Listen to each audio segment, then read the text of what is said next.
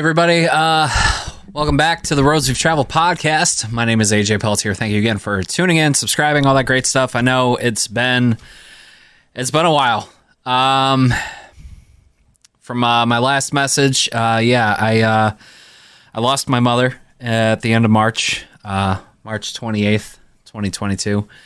And just when I thought things couldn't get any worse, my father passed away 2.5 months later.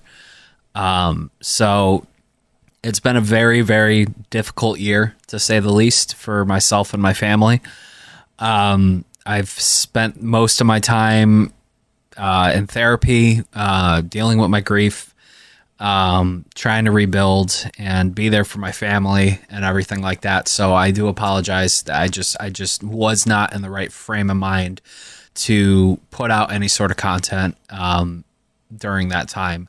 And I appreciate, I've been seeing people still downloading the show. And I did get a call from a friend encouraging me to come back with the show, encouraging that, you know, it matters to people, that, you know, people need to talk about stuff and talk about life and, you know, things to get them through. So I'm in the process of building a team together and hashing out season 4. So that's going to happen. It's just going to be nice not having to do everything myself, which is another main reason why I had to stop doing this, because at the time focusing on myself, I couldn't focus on doing anything else like editing and stuff like that. So, but during my time off, I took time off of work to, you know, get myself in a better place, to help my sister out with stuff that she needed, you know, grieve, obviously, and, you know, just keep going, you know. So I just want to say thank you to my listeners, my followers out there, for being so supportive during my time of need, to my friends and my family for being there, and thank you. You know, that it's been rough, and, you know, I still have my moments, and you know, I'm doing better though, thankfully. So thank you from the bottom of my heart, you know, for coming back and waiting patiently. I didn't think the show was ever going to come back, and it's gonna. So we're going to finish off season 3. I've got an episode today, which I'll talk about the guest in just a second. And then we're going to do, for a season finale, I'm getting together a few people that know what it's like losing a parent. And we're going to talk about grief, and we're going to talk about, you know, the heavy stuff and what it's like. Because not a lot of people can relate, you know, to losing a parent. You know, it's, you know, until it happens, you really don't understand, you know, what it's like. So, and we're just there to talk about it, but we're going to work that out and everything like that. But that will be the season 3 finale, excuse me. So, but let's just get into today's guest. I messaged this guy way early this year. Was not expecting him to, like, really, you know, write me back or anything. Just, you know, for ha-has, I was like, I was a fan of this guy and content he's put out. Mr. Holden McNeely from Last Podcast Network, Wizard and the Bruiser, Page 7, Roundtable of Gentlemen, and of course, you know, twitch.tv/HoldenAtersHo. You're welcome, Holden. If I missed anything, I'm sorry. Check out their Patreon too. But I've been listening to this guy for so long now. His podcast, Wizard and the Bruiser, has gotten me through so many long nights at work. You know, educating me on a lot of pop culture stuff, from like different comic books to like video games, to music and anything in between. I suggest you guys definitely check out that podcast. It's amazing. And everything Last Podcast Network puts out, everything is just awesome from them. And, but yeah, it was just, you know, out on a whim. I was just like, let me see if he would be interested. I'm sure he probably has better things to do. And he got back to me. He was like, I am totally down to talk about stuff and like this, that, and the other. And man, Holden was such a nice guy. You know, we talked about a lot of stuff, from how he, you know, went from working at an insurance company to going streaming full time to, like, working in a group, an improv group, Murderfist, to leaving that and, pursuing podcasting and everything in between, like giving up acting altogether, just to get into podcasting and streaming and like the difficulties he went through with that. Plus, being a new father on top of it too. And, also going to therapy for the first time and couples therapy. Like, he talks all about it today. So I've talked about it enough. Let's just get into it. Here is episode 48 of the Roads We've Traveled podcast with Mr. Holden McNeely. Check it out.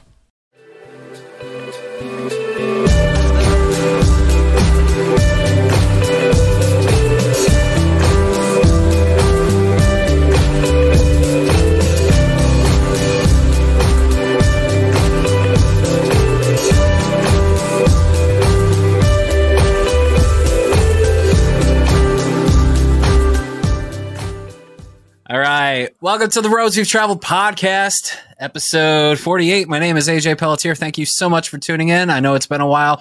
I'm probably had a whole spiel for the intro already that, you're probably tired of hearing my voice already. But man, oh man, do I have a great guest for you guys today.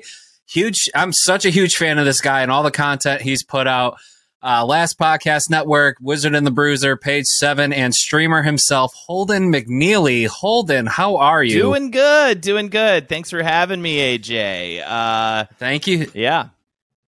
Thank you for being here, man. Like, I wrote you a message like months ago, and I was just like, there's no way he's going to get back to me. That's fine, whatever. And then just out of the blue, hey, yeah, I'm totally down to do this. I'm like, oh, crap. Yeah, okay, I got to get ready for this. At it, like I have, it's weird once you don't like just have a boss or whatever. Technically, I have a boss. My friends are my boss. They are Henry, Henry, Ben, and Markus of Last Podcast on the Left, which is already like ridiculous. Yeah. But when you start having a boss, you just kind of have to like write stuff down on a list each week, or at least that's what I do. And I just finally started writing down every week.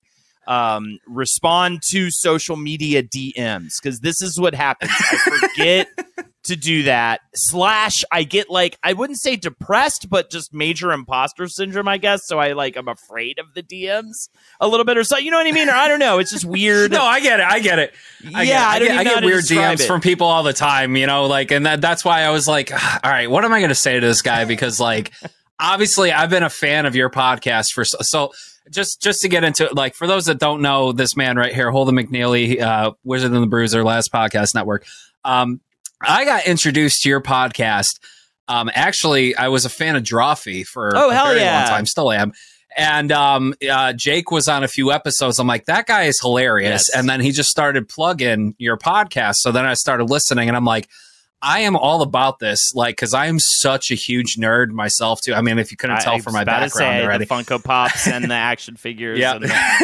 Yeah. I love it. And, and the fucking older millennial. Sandman mask, too. I just caught that. Yes. That's dope, dude. That's huge. Thanks, man. I appreciate it. Yeah, for sure. And so, of course, in our podcast. Typical streamer background here. You know what I mean? And I am mine is so pathetic and sad. It is literally nothing. I moved out of, my office became a nursery, and so now my stream setup's just like in this weird nook between my bedroom and the bathroom, and I'm just like it's like I'm gonna try to add some stuff. I'm gonna try to put some pictures up in the background. But yeah, you're cool.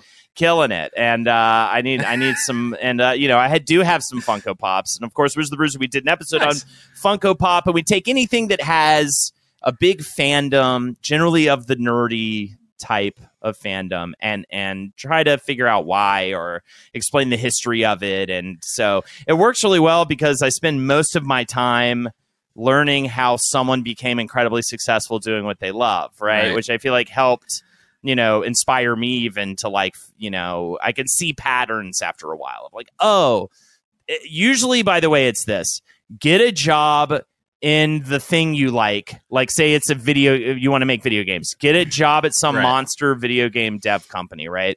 And then be like, I'm going to work on this little project using your resources after hours over here off in the corner. Don't worry about what I'm making. Mm-hmm. That's where Resident Evil exploring in caves behind your houses. Yeah, you know what I mean? First of all, sorry, I completely fucked the bed on that. Explore some caves behind your house first. to get inspiration, then take that inspiration to a weird big company like Capcom and be like, I'm just going to work on this over here. That was like Mega Man, Resident Evil. They all work. That's how it worked. Like, use the monster's resources to create your passion project in the dark hours when they're not looking. And then you'll get to create something unique and interesting, and it'll become a popular IP as opposed to whatever gun lord game you're working on for them. You know what I mean? And so that is kind of part of, and I mean, actually, I could kind of see that for myself. I mean, you know, when I all I did with Was the Bruiser was just say, you know, what of all my friends at the time, especially, who was doing the best? It was my buddy's offshoot side project, Last Podcast on the Left, which was completely like the side thing to the side thing. And it started blowing up, and I was like, people like to learn and they like to laugh. And so I just applied and they like fucking dark shit. But, well, you were doing round table at the time too, right? Yeah, I was round table of gentlemen, and I was in a sketch comedy group called Murderfist. And Murderfist was initially like the thing. That was the thing. I was gonna, you know, I moved with those guys from Tallahassee, Florida. I was going to, most of us were going to FSU at the time, Florida State University, and we moved after college as a group from there to Brooklyn and started doing this sketch comedy show. And it was like, we're going to get a show. We're going to get a show on HBO. We essentially were like insanely inspired by Mr. Show and others sketch stuff, but that was the big one. I watched those, like, I think my buddy showed me some of the episodes from when the DVD set came out for like seasons 1 and 2. And then I like fell in love with it, got all of the DVDs, got all the seasons, would constantly have it on. And like, I was struggling in acting school for a year and a half, got kicked out of acting school because it just clashed with the faculty, and really just like, yeah, I just didn't belong. And I thought that I needed to become like out of high school, because you don't, when you're young, you have no idea. You can just do stuff like pursue comedy. You know, at least at that time, I think it's changed because of the internet. But at that time, I get out of high school. I'm like, I have to become a serious actor. And then like, I suck at that. So then I get kicked out of that. I started doing improv and sketch comedy, and it was like a eureka moment. And then we formed Murderfist. Essentially watching those DVDs, it was like, oh, we can just like do this. We could just put one of these together. We could dress up in costumes and like write these scripts and like do this here now. And we started doing it at the only gay bar in Tallahassee, at least at the time. It was called Brothers. It was this filthy fucking bar. It was awesome. And they let us go. Those are the best times, you know? Like, oh, we'd go into our rehearsals were on, I think, Sunday morning.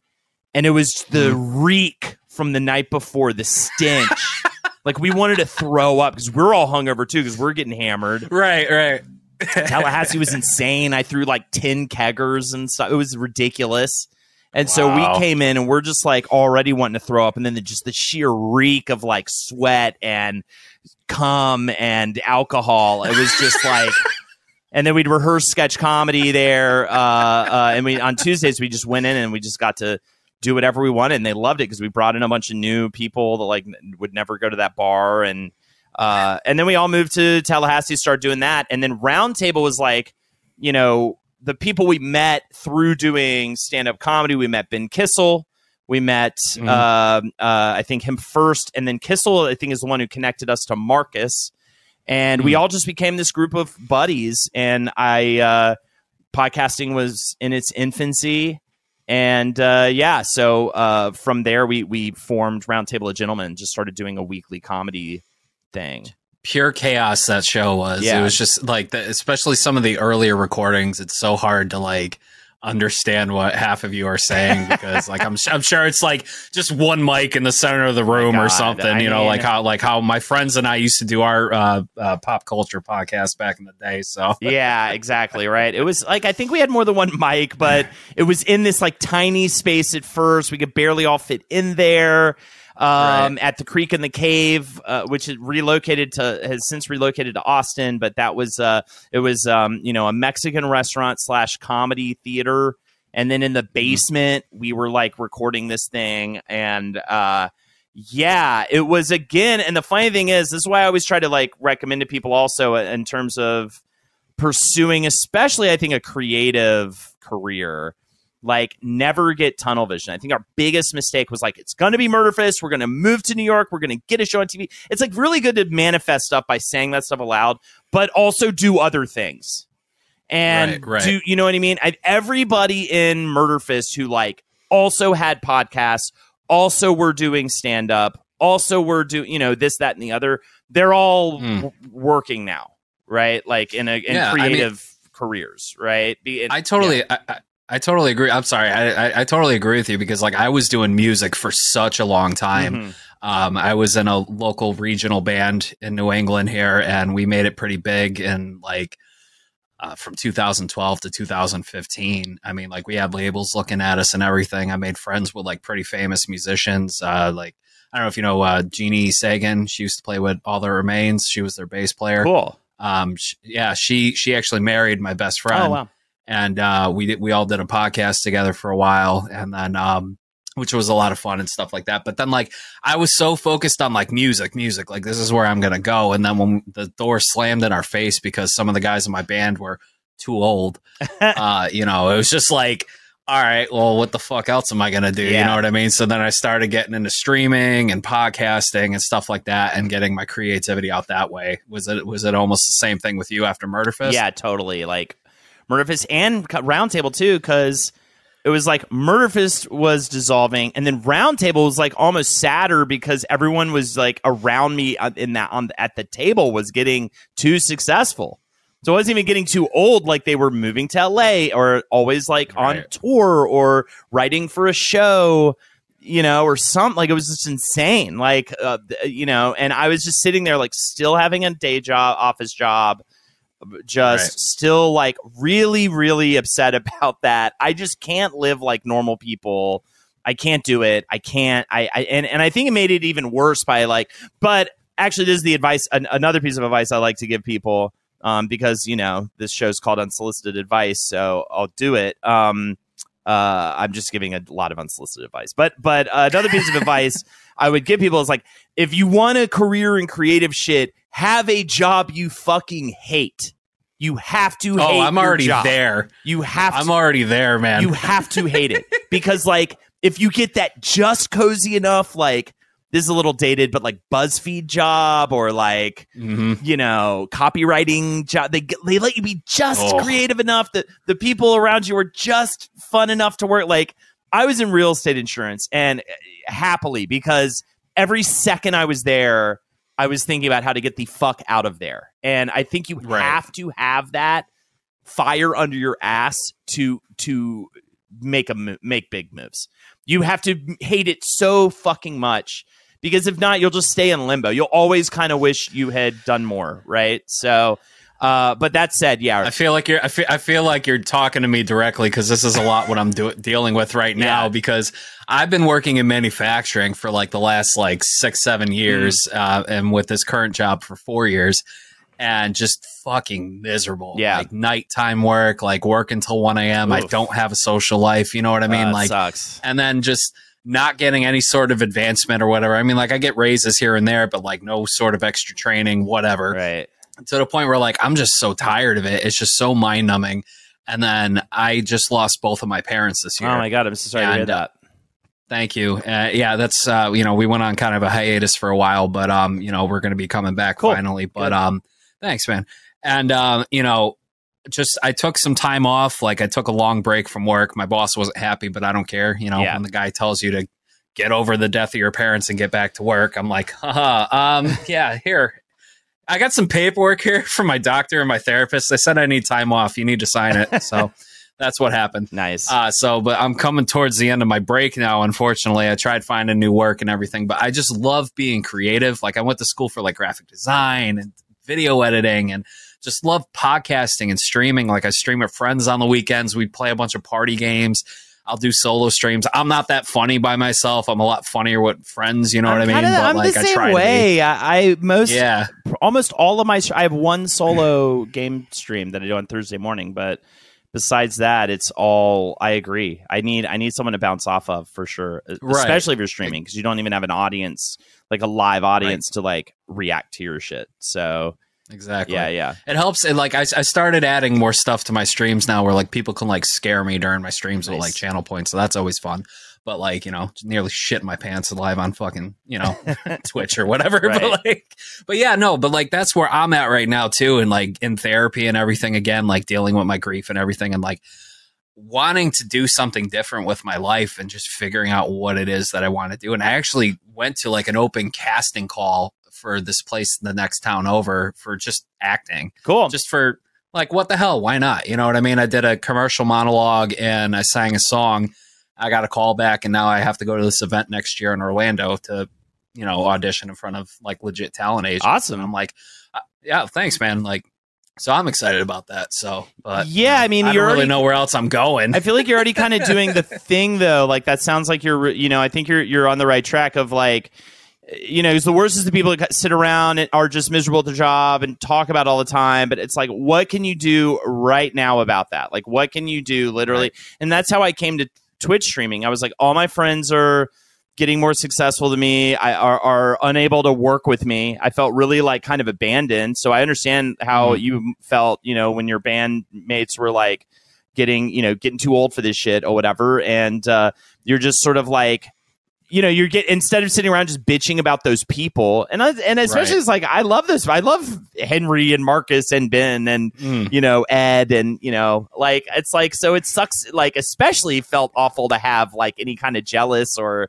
dark feelings toward them for getting successful. So, but then you start questioning yourself too. Yeah, you know what I mean? Like, what is it I'm doing wrong? Like, what's wrong with me? And then you start going down this tunnel of like, maybe I'm not good enough. And then you just like drive yourself nuts. And like, hence we like to talk a little bit about mental health here. Did you like deal with any of that kind of stuff? I'm only just now in therapy. I do therapy. Really? Yeah, I do weekly therapy, solo. And then also Lexi and I do couples therapy. And that came about more. Yeah, that came about more. And it wasn't because we were like, our marriage is falling apart. Like it was more just, we knew we had some stuff that we needed to iron out. We didn't like the way we like argue and especially like, bring that around our daughter. So we had Winnie, our daughter, last August. So she's a little over 1 now. And, congratulations again, by the way. Thank you. Or wait, what did you just say? Congratulations. Okay, that's what I thought. So I was like, I just want to make sure I was saying thank you to something instead of, anyways. I told AJ before this, I went to a concert last night and I'm brain dead from getting hammered.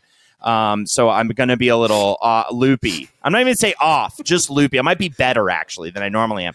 But look, I'll take it. Whatever, man. It's not very often I get to talk to someone who I think is hilarious and love his content. Oh hell yeah! And stuff, thank you, man. Is more famous than me. Thank you, man. It was so insane. Like fame. I don't know if I would say famous, but it is nice to have people that appreciate what I do. And I got friends listening to your show, man, and they're like, "Yo, we love these guys," and I'm like, "Yeah," and I'm interviewing one of them next week. Awesome. They're like, "Get the fuck out of here." That's so cool. Yeah, like my brother. Sorry, I didn't mean to cut you off. My brother has a friend who like just loves like LPN, Last Podcast Network, and like all the shows and my shows, and it was just so funny to me. You know what I mean?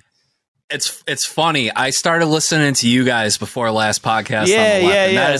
That is like a sin for some hardcore fans. Like, oh no, they were there before. Right, you know, and I'm like, well, I'm a nerd. And like, I got introduced to Holden and Jake before these guys. Of course, I love true crime, and I was like, "Oh, who are these guys?" I'm like, "Wow, they're just as funny." Like, yeah, they're incredible. I mean, and they're doing the European tour right now, and it still are just like cool. Crushing it on this such higher level that is so inspirational. I guess that would bring me back to like what I was saying before. I just like saw what they were doing, which is like I'll just do that, and then also like God bless Markus, who Satan caress Markus, whatever you want to call it. For Markus Parks, everybody. Essentially, like Jake was doing a show called Nerd of Mouth, and that was falling apart with Mike Lawrence because again, Mike Lawrence was blowing up. I mean, he still is.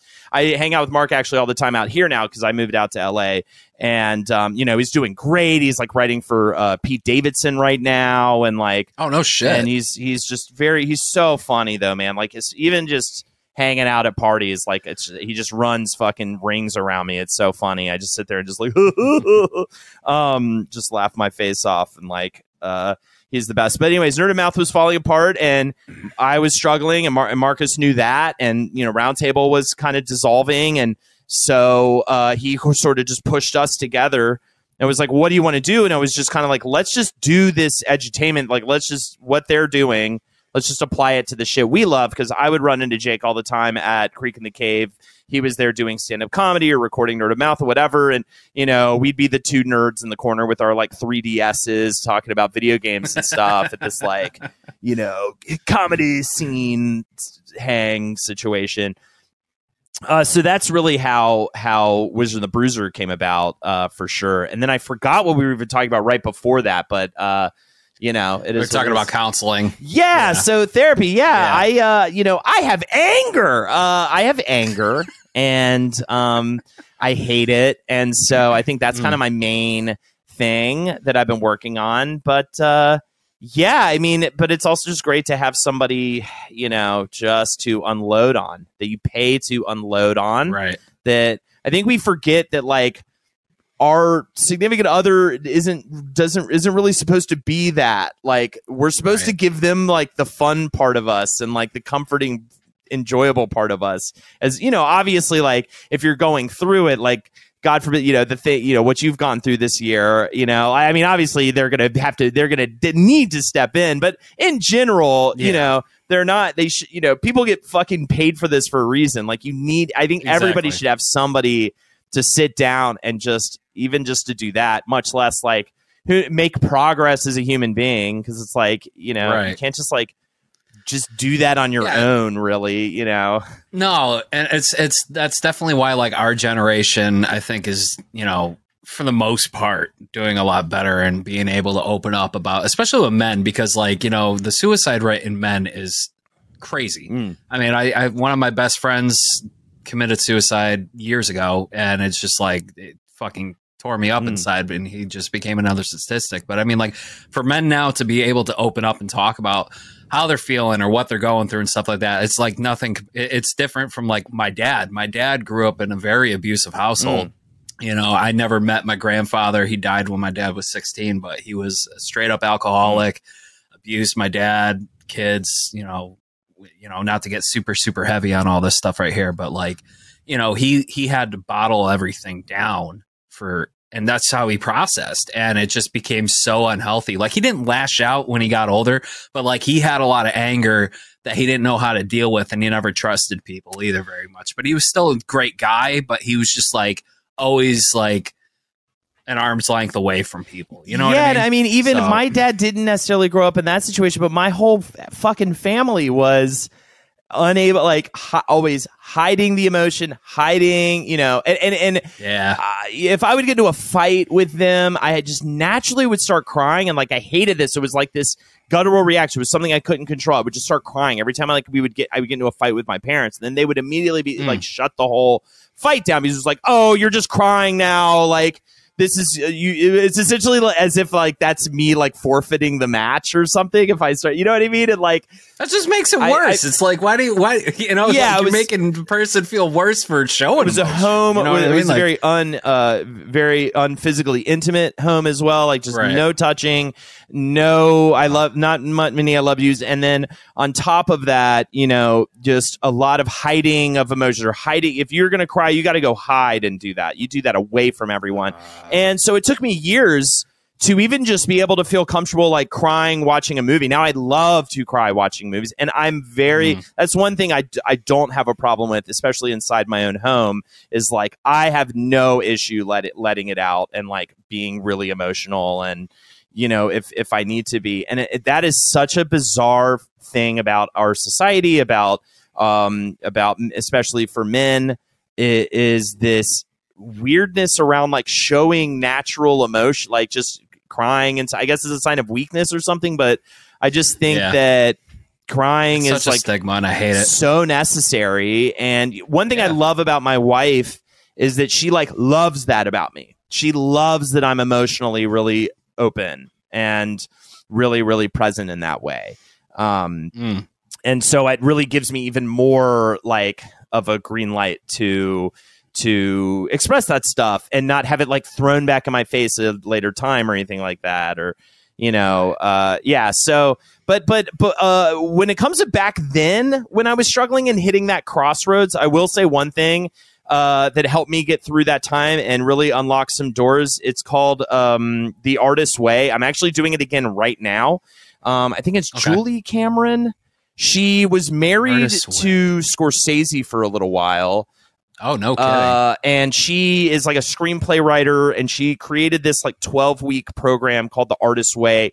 It is a book you can pick up, and it's like it has you do 2 fundamental things, and then every week there's like a chapter you read each week, and it'll give you exercises and stuff. And the 2 fundamental things that I think maybe you might even want to start applying yourself, AJ. One is called the morning pages. You just every morning when you wake up. For me, I have to do childcare like the second I wake up usually, but like the moment you have a moment to actually just sit down with a piece of paper, write 3 pages stream of consciousness first thing when you wake up. Just 3 pages. Just grab get a notebook or something like that.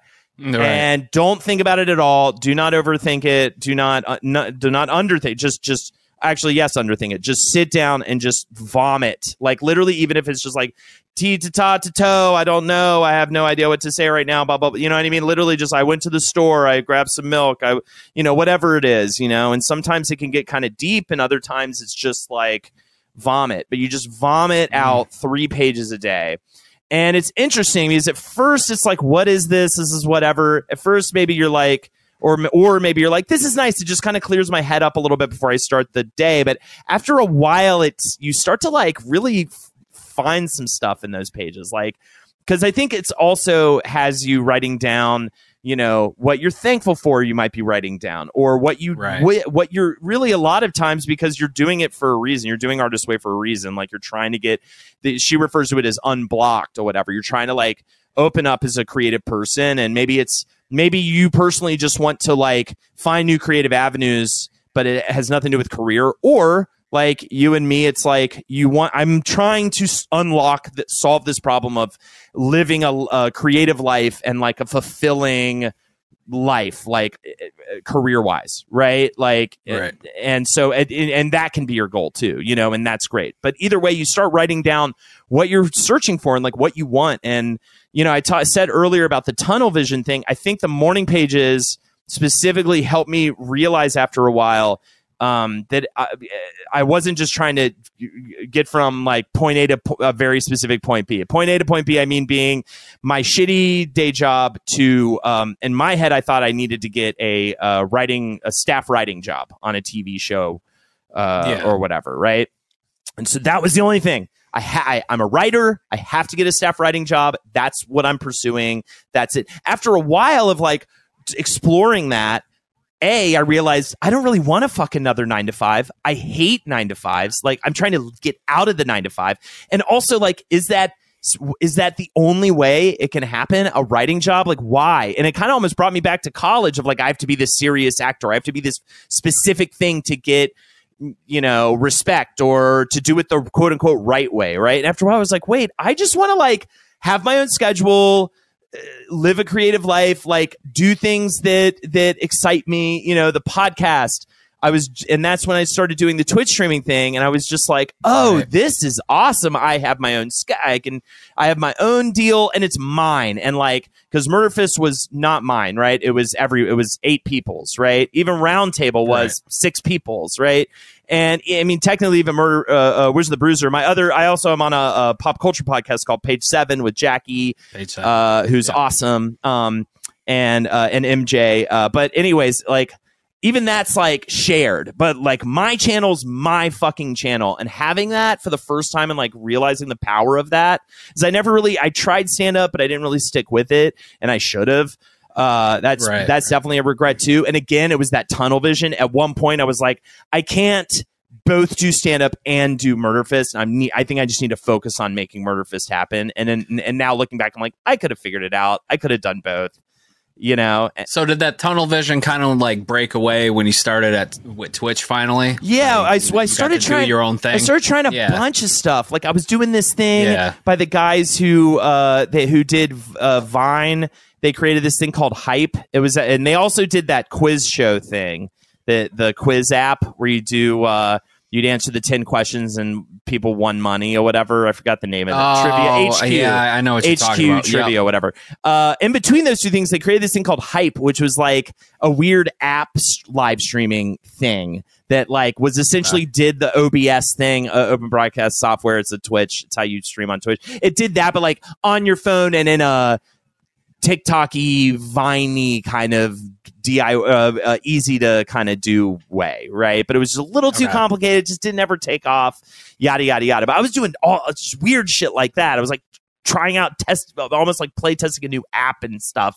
But Twitch is what really, when the green lights started, I sound like fucking Matthew McConaughey with the green lights, but the green lights started like going off on Twitch. It was obvious, like, this is the direction you need to be going in with your shit. And then also like working with Jackie, like we had worked together in Murderfist, but we hadn't like done a thing specifically together, and we started streaming together and you know, it was connected to Twitch, and that's how I ended up getting onto Page 7 to replace Markus, who originally was the co-host of that, you know. And so all that stuff, you know, I think really did come about from doing, you know, that Artist Way. It's kind of a chicken or the egg thing. I'm like, did Artist Way cause it, or was my general just like drive just really what caused it? But Artist Way was just kind of like I think one of the things I was doing, you know, like it just sounds like when you finally slowed down and started seeing other opportunities in front of you, you found more like, yeah, I could do that. You know what I mean? And then getting more comfortable with it. You know what I mean? And I think that's very important to like people that feel stuck like that in certain ways. Like trying new things is great. You know? Yeah, it's like, and you got to have a really hard year or two or more, like where you're doing too much, and then you have that moment where you go, I don't have to do I was teaching comedy as well. I was doing all this shit, and directing a sketch comedy group at the People's Improv Theater, and just so many spinning plates. And eventually I was just like, I'm not going to do I am making enough money doing this Twitch and podcasting. Like, I can just do that. And then holy shit, that was when it was like, we did it. We made it. But also, I remember your Twitch episode too. How emotional you got, telling your story and everything. And it really struck me because I was like, man, like he really did it, man. You know what I mean? And I'm happy for him. And like, I'm an affiliate. I'm not a partner at all. You know what I mean? And I struggled for years, and I'm very part-time with Twitch as it is. But I mean, like, I'm like nervous and scared to like jump in full time. You know what I mean? Because I see the numbers. They're like good some days, bad other days. And then like, I just do it for fun now. But then now I'm just more thinking this year, like, what am I doing? Right. You know what I mean? Like, I spent this whole time off fixing my portfolio, applying to jobs, you know, trying to find something. And I go back to nights in like 3-4 weeks now, and I'm like, oh, like trying not to think just about it. You know what I mean? So, let the anguish drive you. I mean, the pure desperation drive you. You know, I mean, that's one thing. And I mean, also a couple things. I am like, right now I just added 2 streams. I'm doing all this extra work right now because like we had the baby and we moved to LA, and all of a sudden we were like, oh shit, we're not just like making that money anymore like we were, you know what I mean? Or like it's going to things and it's just more expensive, and Lexi lost out on a lot of work and some debt piled up. So like, I'm not like crushing it, first of all. Like, I'm struggling, but I'm like way happier to be struggling and like fighting the good fight on a job I care about and love, you know what I mean? And I wake up every day and still like love what I do for the hours and hours that I do it. Right. And so it doesn't, I'm still happy to be where I'm at, and I'm fine. I'm doing all right. Yeah. But the other side of that too is, I forgot what I was going to say with the B, but the B is just like, I think the B was just like, you know, you can really, I think you can really make some leaps, and you can kind of put some stuff out there, I think, that'll like guide you to the next step. Like the example I would bring up, the reason why is, again, I was doing a Monday night stream with Lexi called Lexi Loves Game Night, where my favorite game from my childhood is Final Fantasy VII. And so we had her play through Final Fantasy VII. And it was literally just like, I had no intentions of making money doing Twitch. I just was like just another outlet. It was just another thing to throw out there to be like, maybe this, I don't know. And we did it for free for a year, right? And that was going to be my B. We did that for free for a year to like 20 people, maybe sometimes less. It wasn't like huge, but it was better than a lot. And it was largely because of Roundtable of Gentlemen, the podcast I did for free for several years.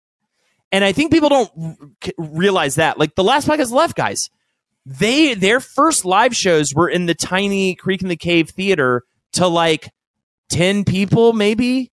Like, and then I saw it happen. Like I saw over the years as they were doing these like live shows, all of a sudden, Rock, like all of a sudden you can't get in. All of a sudden people are like, "Oh fuck, can you get me in?" Because like I guess it's already sold out, and I'm like, I don't know what to tell you. You know what I mean? Because I was maybe doing like a little spot or something on it. So I think people don't realize like how long you have to like the blood offering you have to give, how long you have to do it, just for absolute free. Before any, the thing I roll my eyes at the most is someone who starts a podcast and then like immediately puts the Patreon out. And it's like, dude, you got to do that show for at least a year for free. At least.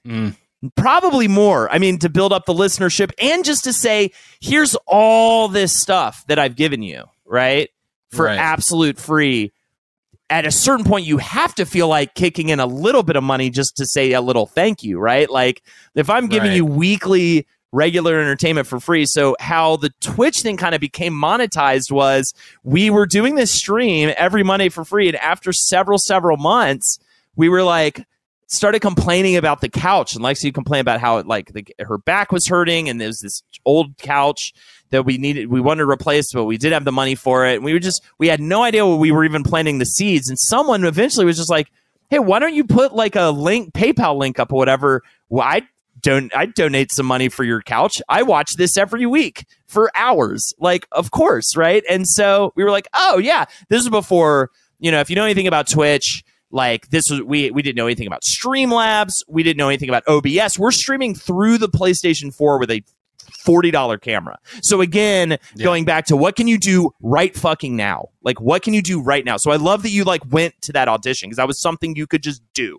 And you didn't sit around being like, well, I need an agent and then I can go on audition. You know what I mean? You just like did it. And I think that's really commendable. And that's what people should be doing, right? So, we put up the PayPal link. We got the money for the couch that we were like, oh, this is the couch. It was like several $100s. Couches aren't cheap. And we got it in like 2 streams or something. And we're like, holy shit. That's awesome. We're like, wait a second. I mean, this was before subs. This was before affiliate. I don't even think the affiliate thing was serendipitous for me, actually, because I think it came about like right around the time I decided to go pro. If you know, again, if you know anything about Twitch, like there's a sub button, a subscription button, but you don't just get that when you sign up for Twitch. People can subscribe to it for $5 a month. They get special emotes that are only for your channel and like little things. And it's just a way to be like, love your stuff. I give you the sub, like, because I will give you $5 because I watch you for hours every week, right? Every month. And you don't automatically get the button. You have to either become affiliate or partner. And I am now partner, but like I even got partner despite myself. There was a connection through Streamlabs that connected me to the guy at Twitch that like handles subs. And I like told him my deal. We had a meeting and I was like, this is my deal. This is what my thing with Twitch and everything. And he was just like, I'm just going to like go ahead and just like make you partner. Like I see your intentions are really good. Like you're showing good numbers, but I wasn't showing enough numbers to like apply. I could probably do it now, but like to apply and just get it through the system. I think it's like 75 plus views now for partner because that's what I'm looking at. But mine oscillates. Like I have I'm close to that on average. Well, probably on average is every Friday we do well over 100, right? But all my other streams are, because that's the show I do with Jackie. It's called Jackin' with the Holdies. It's like this pregame stream. It's what kind of set the whole thing on fire, like, but Yeah, but besides that, like my other streams, it kind of oscillates anywhere between like 40 and 70, generally too. So it's not, It's still a lot more than what I'm pulling in. So I mean, good for you. It took years. It really was not that at first at all, right? And but like, and then it just slowly built up from that couch. Like I was like, oh, and then I was like, if I can raise up enough for a gaming PC. And I also at work, I was given like an ultimatum. Essentially, they were like, you either need to become our bitch and work way harder. And like my boss tried to do this whole intimidation thing. It was so fucking lame. And they were like, you can either do all this crazy stuff and blah, blah, blah, or you can leave at the end of March. And I was just like, I at first I was like, okay, I'll do. And then I left for the weekend. I was like, you know what? Fuck this. If I can like raise up enough money for a gaming PC, and just I'll just take the leap, man. It's time, And I went back and I was like, I'm out in March. And I raised up, and this is this part where I got emotional on my own podcast talking about Twitch. And then I got the money for the gaming PC in like a month and a half or something like that, or if that. And, it was amazing. And what makes me emotional is the kindness of strangers, Right. It's like it's so beautiful. Like, so like random people just, here, your life's changed. Here you go. Like one person donated like hundreds for it. Wow. And it's just like, I don't even know. I don't remember I wish I remember their username. I wish I'd archived the stream where it happened, but I was just like, it or something. Yeah. Someone's just like, here's your life change. Here you go. Here's your everything you ever wanted. It's, I remember that first paycheck I got from Twitch. It wasn't really anything to show, you know what I mean? But it was like, hey, cool. Like, everybody remembers an extra, the first, like same with probably the first time. If you ever, I'm sure you probably at some point got paid to do a gig with your band, right? Like when that, it's always, dude. Right? Yeah. Like, I know you said you got far, but I didn't want to make any assumptions, I guess. But no, it's all good. We had guaranteed shows that were paying like $400 or $500. Yeah, right. Just for 2 hours of music. Incredible. So feeling. That never really fully goes away, and you always remember the first one, right?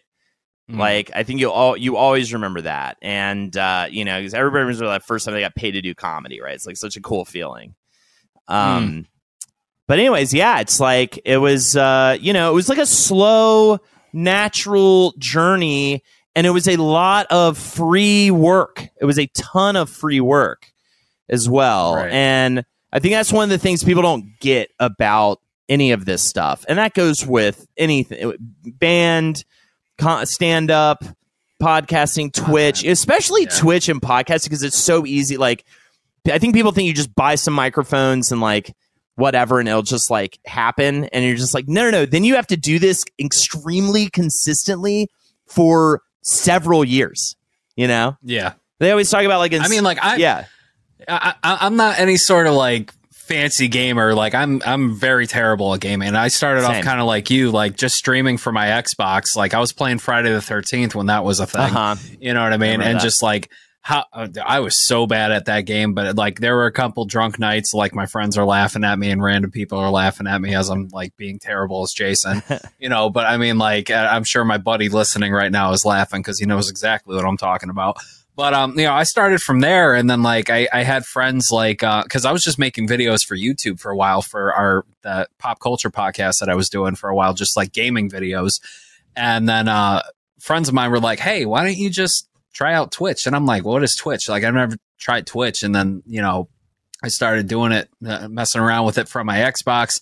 And then from there, just slowly building up my own setup and everything, and just go. Now I have way too many monitors. Now it's ridiculous. But like,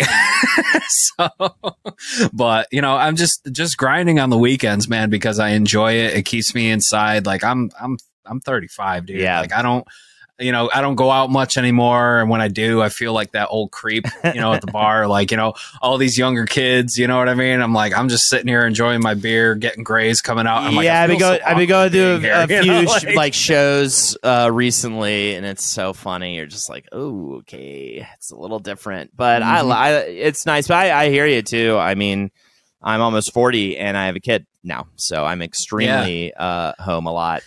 In fact, I'm just thrilled we have a studio space out here now, like that's really awesome. So that's down the street for me, so I can at least like go. That's cool. Work there, which is nice. But yeah, man. I mean, I think it's just like trying all this shit, and you know, and I highly recommend Artist's Way. And if anything else, like try the morning pages thing. And I said there were two fundamental things. The other fundamental thing is this thing called the Artist Date, which is like a goofy name for it, but it's essentially literally just like taking yourself on a like date once a week, where you like take yourself to a museum, go on a really long walk, and just like no headphones and just observe the world around you. Go like take that like weird pottery class that's like at that spot down the road. Like just whatever it is, it doesn't have to be expensive. It could be super cheap, or it could be like really fancy, and just like once a week, literally take your little artist baby out for like just a little time together, you know. Nobody else. I'm trying to think the last time I did. Can't be anyone else. Right? Like I love going to museums alone. I used to do that all the time when I lived in New York.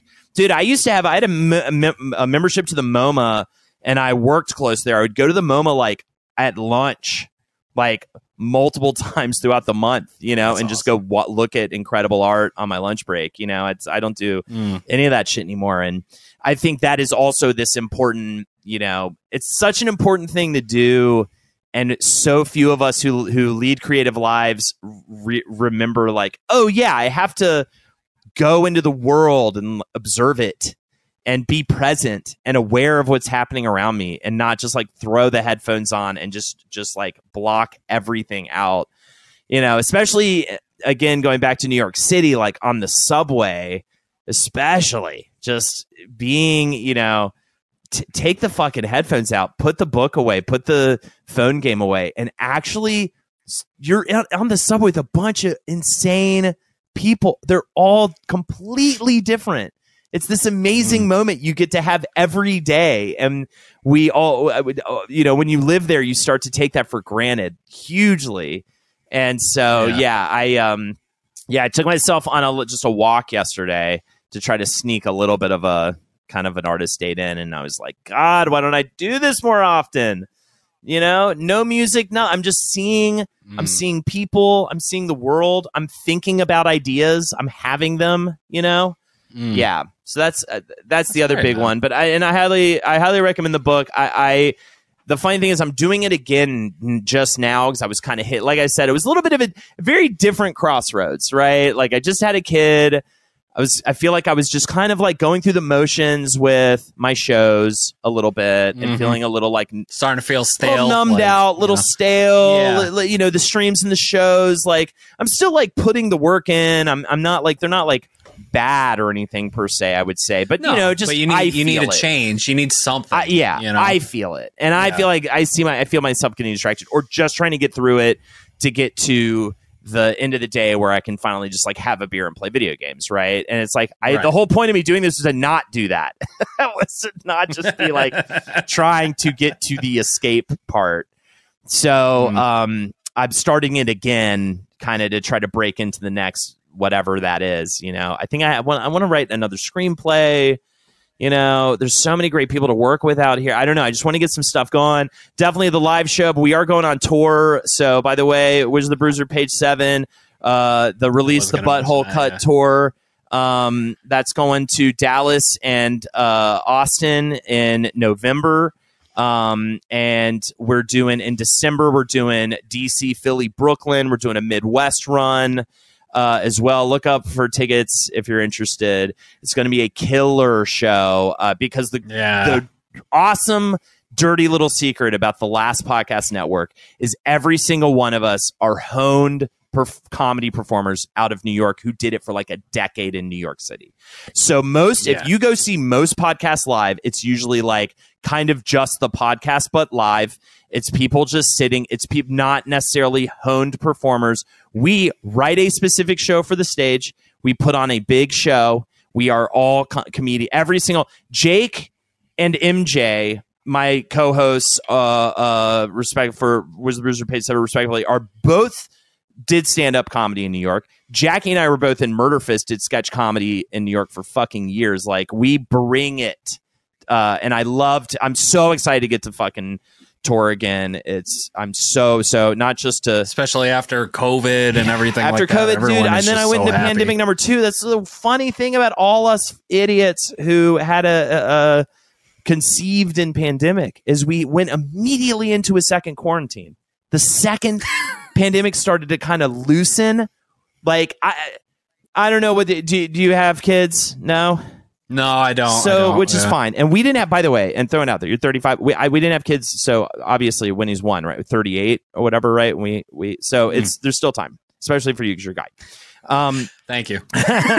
If that's even something you're into, because also you might have no interest. It's been coming up in therapy recently if I'm open to having kids someday. And I'm like, I mean, if it happens, cool. Yeah. I mean, I haven't found that one woman yet, but I mean, Yeah. So we'll see. I hear that. And I think that's kind of like was the case for me. Like if Lexi hadn't come along, I don't know, where I'd be. But I'm so happy to. It's just real quick. You were talking about that Final Fantasy stream with her and everything. I remember that clip you played on Whisper with her. Like, I forgot what scene it was, but she was like, yeah, I knew it. Yeah, it was awesome. Made her cry. It's so good.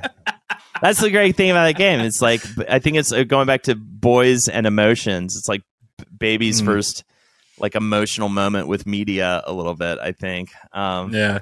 But we would just immediately, like, I was asking you if you had a kid because then just to tell you, like, you just sit in like, postpartum depression's a funny thing because they're like, yeah, they kind of talk about it like it's a thing, like a cold people catch. But I'm kind of like, I mean, I think just the act of taking care of a 1 to 4 month old, essentially, or 0 to 4 month old, is to be depressed because all you do is like sit in the dark all day and like it's hard to like leave the house and because they're sleeping so much and all they do is like eat and sleep, especially those first couple of months. So you're just like, You're not sleeping. You're just sitting in the dark all day. You're just like, you just feel like you're watching TV all day because you're just kind of sitting there taking care of a baby and you're on hopefully maternity and paternity leave from work so that you can just do that because it's so goddamn hard. And I give women all the respect in the world. Seriously, it's like they deserve way Single more. Single parents are. Oh my god! So far I've only done one true like 24-hour stretch with Winnie. I mean, it's so crazy. Like, at least right now, like a year or whatever, when she can watch a movie or something, like, it'll be different. Or maybe not a movie, but she can do anything, entertain herself, like, on any level for more than, like, 15 minutes. I think it'll be a little different. But, it's so exhausting. It's so crazy. So, yeah, that was definitely a lot of us, because I also have some other friends who we all had kids at the same time. A lot of us went into pandemic part 2, quarantine part 2, which was so jarring. So yeah, it's very exciting to be hitting the road and just getting out there and it's so fun to see the country and all that good stuff. Are you bringing Lexi and Winnie with you? I'm gonna try to get them out to Brooklyn because we didn't really get to do the big Brooklyn thing. We did a goodbye rather, or big New York goodbye. Like we kind of left. I felt like we were like fleeing the country. Like you left during COVID. Yeah, we left like in the dead of night. It was also in the middle of winter, which is the best time to move to LA. But still, it was freezing. It was still quarantine. Like it just wasn't. We didn't get to do that fun. We're gonna spend the last couple weeks here going to this bar and remember and going to this site that we always used to go to, and we didn't really get that at all. So I really want to go up and do it up big in December. But yeah, well, that's awesome. That'd be cool. That's very cool. I mean, like, fuck, man. Before we get into like more plugs or anything like that, because we basically covered everything that I wanted to talk about. Hell yeah. Since you do a lot of pop culture and geek stuff, with Wizard of the Bruiser and Page 7, is there like any favorite geek thing or something you could recommend to like my listeners that might be geeks at heart or like are geeks that maybe have never seen or heard of or anything like that? Well, I don't know. My initial thing is like I'm a massive Dark Souls guy from Software guy. So, of course, everyone has heard of Dark Souls and Elden Ring, but I think a lot of people are intimidated to get into it. First of all, best time to get in right now, Elden Ring, because my big piece of advice to anyone who wants to get into it is just like maybe look up like I do this for all video games though that are basically RPGs or kind of a little just slightly more complex. I always look up like the game and beginner's guide, because just sometimes there's just little things that, you know, let's say like a Witcher 3 or something, like a big open world kind of. Sometimes there's just little things you just wouldn't know unless you looked it up. Right. What was the thing recently? There was like I did this thing on. That's what it was. Final Fantasy VII Remake. There's a way to like take multiple potions at once, but if you don't, I didn't know that. Yeah, if you don't like know this thing and like figure out this thing. So I did it while I was on stream. I was doing it, and someone was like, "Wait a second, what did you just do?" You can fucking do. I got through the whole game. You know what I mean? It's like I hate that feeling of getting through an entire game and then finding out that like there was this fundamental thing that would have made the entire experience more enjoyable. So I always look up a beginner's guide. But Elden Ring, man, such a good starting point. Finally, I feel like for anybody who was intimidated in the past, and the main reason being is that like it's such a giant world to explore. Like anything that's giving you a hard time, just walk away from it. Put an icon down on the map if you want to be like, I need to. I'm going to come back and fucking slaughter this motherfucker when I'm more powerful, and just go explore somewhere else. You know, and you know, whereas before it was a little more of a tunnel vision-y kind of thing. Like they were sort of open, but for the most part, they're kind of like you want to go in this direction, and there was a lot more like you had just. If you can't get through this part, you're just fucked. You know what I mean? Whereas Elden Ring is very much so.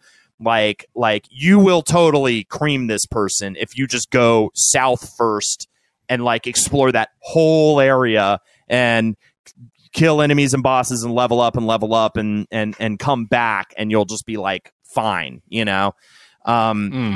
So yeah, in terms of more obscure stuff, I mean, I'm a huge Berserk fan. The manga Berserk. So definitely check that out. Again, I found that actually Markus is reading it now, which is really exciting. Markus from last podcast. Oh, no kidding. He's really into it, and he was never into manga before, super not into anime. And so I definitely was always trying to get everybody around me to. I've been trying to get Henry to read it so bad. I gave him the first volume of like the fancier, the newer editions of it that are really nice hardbacks. I didn't even mention that Dune podcast you did with Henry. I listened to that whole thing. Yeah. I still don't understand it, but I've seen the movie. But I mean, I have no idea what's going on, and I had to read all the books and everything. No, it's honestly, I have a great appreciation for it now, especially book 4. I loved like books 1 through 4. I think are really strong, and especially just because of how. Because like book 4 is just like this. I mean, I don't know if I want to spoil stuff. It is just, it's weird, man. It's just unlike anything in the first book. It's completely like a different thing. You're like, it's essentially you're like hearing. You're like it's like first person and it's God. You know what I mean? Like talking to. Yeah. It's so bizarre, but yeah. But I would sit there listening to the audiobooks of it at my night job, and I'm like, I don't know what's more boring, the first 100 pages that I'm going through right now in book 1, you know what I mean, where they're like trying to set up everything, or me just operating this machine right now, staring at nothing, you know what I mean? And then finally it got better. I always say it after that. I was like, okay, like you know, my buddy was like, you just got to get through like those first. What is that? And I agree, and it takes so long, and then it gets great. But I absolutely agree. I wonder if I'd have this thing because I want to reread the first one now that I'm like gone through it. I wonder if I'll have the same feeling. I feel like I won't because it all just it's not in a different language to me anymore. You know what I mean? I know what these words mean. I know what the Butlerian jihad is. You know what I mean? Like, so there's that. But also, but I say the same thing. It's like such an annoying ask. It's the same thing as like, play this video game. The first 4 hours are terrible. You know what I mean? It's just like, 4 hours. Like, and the book's even more at 200 pages. or like the first or 10 like watching hours. a brand new TV show, like season 3 gets better. Like I seriously have to. I know it's like 2 other seasons. Trying to get people to watch The Wire. It's like, I mean, it's great from the beginning, but it's like, dude, it becomes the best show of all time in season 3. That's a huge ask, but it literally becomes the best show ever made. Like you just got to get through those first 2 not bad seasons, by the way. I'm not like even trying to shit on them, but like they're not the best show ever made. Right. Until you get to season 3. But yeah, Berserk, I highly recommend it. The manga Berserk. For newer stuff, the anime just dropped. I don't know how obscure this shit is. I feel like people might be rolling their eyes right now listening to this, but Chainsaw Man rules. Check that out. Oh my god, I love Chainsaw Man. Cool. I haven't watched the anime yet, but I'm hearing amazing things. It's so I'm very good. excited for that. So Shout outs to JoJo's Bizarre Adventure. That's on Netflix. Again, not sure how obscure this stuff is. I think everybody's heard of this stuff at this point, but horror manga Junji Ito. Huge fan of that. Check out Uzumaki. That is an amazing horror manga about this town that becomes obsessed with spirals. Just absolutely check it out. And what else? I'm a big Neon Genesis Evangelion fan. Again, it's so funny. That used to be so obscure for so many people. I feel like it is so not anymore. Like Netflix, it's on Netflix. But just to give you like a basic idea of it, if you're not super familiar with it, it's like this amazing, starts out as this amazing mech anime, kind of like Gundam, where these kid pilots are piloting these giant machine monsters, and these angels are being sent down from God to like destroy the earth for the second time.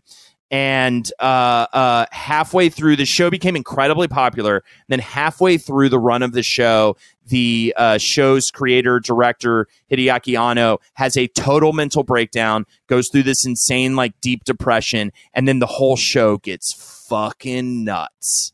And I think that's where good. I stopped watching it, because I was like, what is happening? And then I was like, okay, there's all this action, and then all of a sudden, what happened to the main character here? Right. And it's just like, I got so lost, and by the end of the episode, I'm like, there's more to this? I'm like, where do I start? You know what I mean? Like, totally.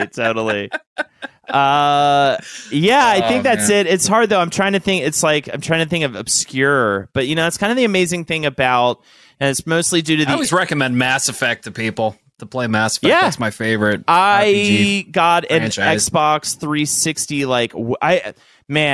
The best. I almost want to do this with like the next console generation. I got an Xbox 360 for like $50 from a friend, brand new. He got it from like doing a gig for Microsoft or something, and he wasn't a gamer. Oh no shit. And like at the very end of the console cycle, so I would just get to go to GameStop and I bought like the Mass Effect trilogy for like $20 and brought it home and had like hundreds of hours of awesome gameplay experience for $20. It was like insane. I highly recommend waiting to the end of a console cycle, get the console for next to nothing, and then you have this ridiculous library of video games that are all on sale by that point and cheap, I'm the dumbass that bought all 3 games, have them, and then still bought the Legendary Edition because all the DLC it had all was the DLC. on it, so. Which, again, that was awesome too. It had all the DLC, and the DLC was awesome. Yeah. I love Mass Effect. Yeah. I think it's great. I can't wait for the 4th one. I hope it's okay. Did you play it wasn't. Did they refer Andromeda? to it as, no. Well, I was going to ask about Andromeda, but it's whatever, right?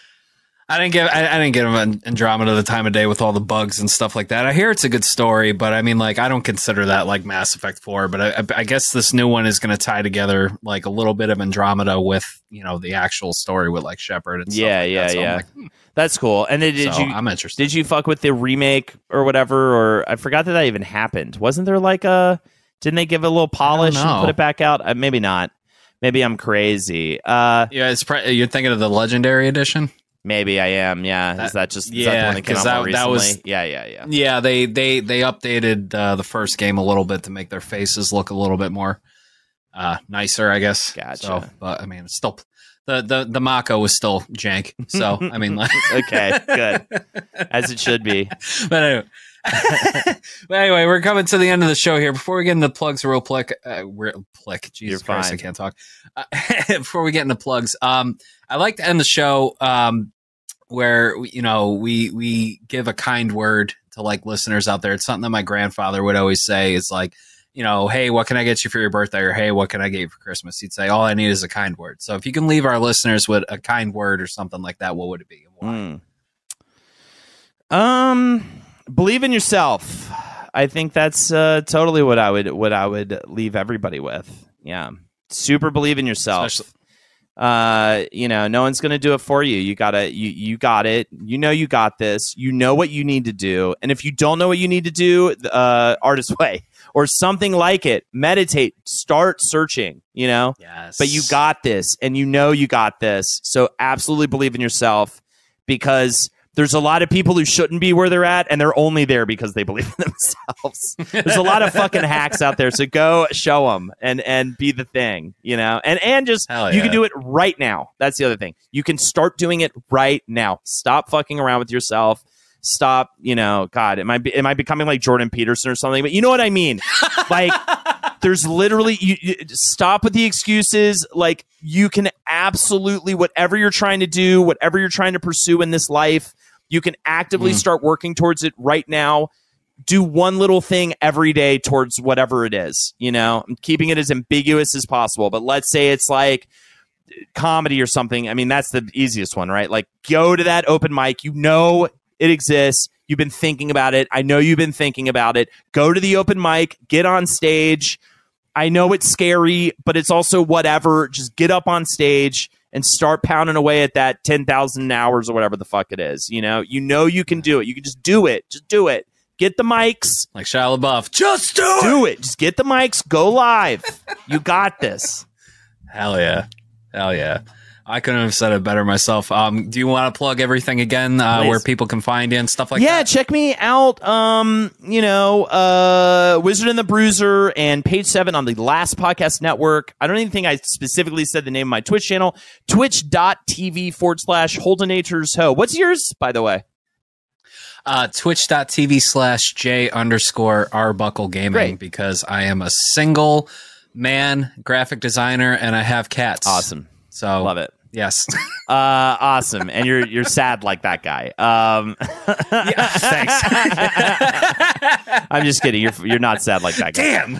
No, you're doing you found me out. Wait, kind words. I'm just kidding. You're not sad like John Arbuckle. He's the saddest. So yeah, twitch.tv/Holdenators Ho. Where's the Bruiser? Page 7. Wasn't a band. We're releasing one last EP called, or I don't know what the name of the EP is called yet, but our band's called The Cowmen. Check us out. Roundtable of Gentlemen. If you want to hear me in my 20s say a bunch of stuff that I'd never be able to get away with today. Last Podcast Network for all other podcasts. Check out all the podcasts on the network. They're great. Hell yeah. And don't forget to support them on Patreon too. Definitely check out their Patreons and support them. Please. I'm gonna do some plugs of my own, and then we'll talk a little off air. Sound good? All right. I want to thank everybody for tuning in. If you were watching on YouTube, hey, how are you? If you would like to subscribe, just click that button. Click that like button. I'd appreciate it. Leave a comment. If you are listening on Apple Podcasts, please rate and review us. It'll help us stand out in a sea of billions of other podcasts, including this man right here and all his podcasts and stuff. You can call me young. You can follow this strapping young lad. You can also check us out on Facebook at facebook.com/Roads We've Traveled Podcast, Twitter and Instagram at RWT Pod. We do have a Patreon. But like I said, I've been on kind of a hiatus this year with everything that I've been dealing with. So the show is going to be coming back. I have a team of people I'm going to be working with finally. So it's not all on me finally. Thank God. We got merch on TeePublic. Check it out. And again, you can follow me at twitch.tv/J_Arbuckle Gaming. I stream mostly every Friday, Saturday, and Sunday nights with friends. We do a lot of stupid comedy, humor hour with Jackbox, whatever, we always have fun with that stuff. But Holden, thank you so much for taking time and hanging out with me today. This has been such an honor. I am, again, such a huge fan of your work, and, you know, I respect you so much, and thank you for just taking time out of your day to talk to me, man. You're so welcome. This was absolutely a blast. It was great to get to know you a bit as well, AJ. Thank you so much for having me, man. Anytime, man.